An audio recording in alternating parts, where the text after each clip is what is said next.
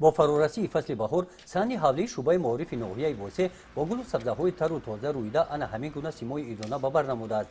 این محیط زیبا مسئول مهنت معلمان بوده نتیجه حشرهای دستجمعانه میباشند. در نوحیه 72 مؤسسه تحصیلات میانه عمومی فعالیت نموده. روزهای استراحتی زیاده از 2000 نفر معلمان به حشر برآمده در تازگی محیط طبیعت مؤسسه و بیرون از آن سهم ارزنده میگذارند.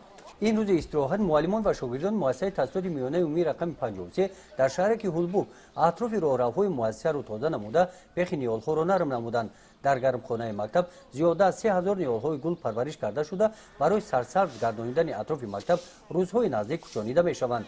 معلمان مؤسسه تحصیلات میانه عمومی رقم 1 روزهای استراحتی زیاده از 100 بیخ نیالهای سایه‌افکن شنانیده برای پرورش گلهای بهاری زمین را نرم کردند. معلمان و شاگردان گیمنازیای دولتی در این روز توسط حشر راهروهای پیاده‌گرد جماعت شهر کیهولبوک را از پرتو تازه کردند. همه کلکتیو آموزگاران مؤسسه تحصیلات عمومی در روزهای شنبه و یکشنبه با حشر عمومی برآمده در همه ساحه‌ها برای آبادی کردن سهم گذاشته شدند.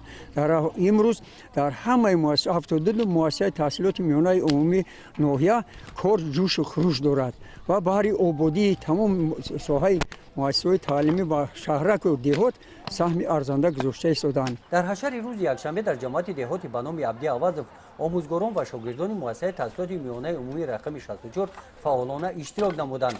در جماعت دهات گلستان آموزگاران مکتب رقم 37 زمین‌های سال‌های زیاد بیکار خوابیده را نرم نموده برای پرورش گل آماده نمودند.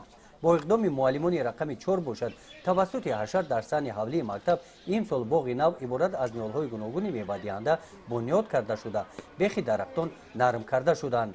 و ما در همین نوروز بیکار نیستیم. هر یک فرد کوشش کنه که بهر آبادانی کشور سهم ارزنده خود را گذارد. این امروز ما در همین حشر بیخ درختان رو نرم کردیم.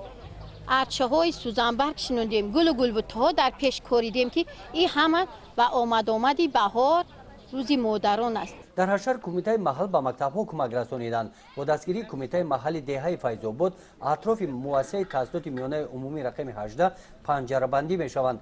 مساحت درازی دیوار زیاده از 150 متر بوده برای گذاشتن تاکورسی آن زیاده از 3 تن سمنت و موادهای ساختمانی استفاده برده شدند. تا جشن نوروز این ساختمان به انجام رسانیده می شود. این ساکنان جماعت دهاتی به نام عبدی عوض باشند روزهای استراحت برای مستحکم نمودن ساحل‌های دریای سرخاب به حشر برآمدند. با دستگیری حشرچیان قسم ضرر دیده ساحل برقرار کرده شد. گزارش خواجه نظریف خدای نظر ظهورов از ناحیه واسه برای برنامه اطلاعاتی نوید.